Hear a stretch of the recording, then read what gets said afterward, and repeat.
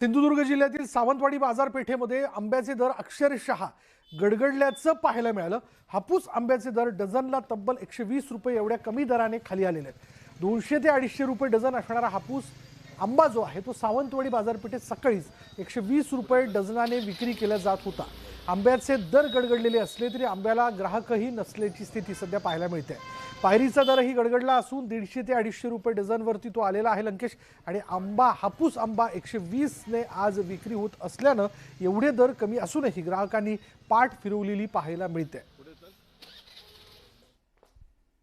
पावसामुळे आंबा पिकाला भरपूर मोठ्या प्रमाणात एक नुकसान झालेले आहे आणि आंबाची उष्णतेचे प्रॉब्लेम बदलत्या हवामानामुळे मोठ्या प्रमाणात आंबा पिकाला फटका बसतो आहे आणि मार्केटमध्ये जर आवक असल्यामुळे आंबा पिकाला तसा भाव भेटत नाही। पावसाने परिणाम असा झाला की आंबा गळून पडल्यानं इतके वर्ष काय व्हायचं की कॅनिंगचा अगदी सुरुवातीला बरा भाव होता, पण आता निम्म्यावरूनच खाली आलं आणि ते म्हणतात की जास्त कॅनिंग घेत नाही, शेतकऱ्यांनी जायचं कुठे असा प्रश्न येतोय। 2-3 दिवस पाऊस पडत आहे त्याच्याकडे आंब्याला कीड लागणार, रेट पण उतरला आंब्याचा, दर नाही हो काय नाही, दर भेटत नाही, आंबा पण जास्त झाला, पावसाने कीड पडली।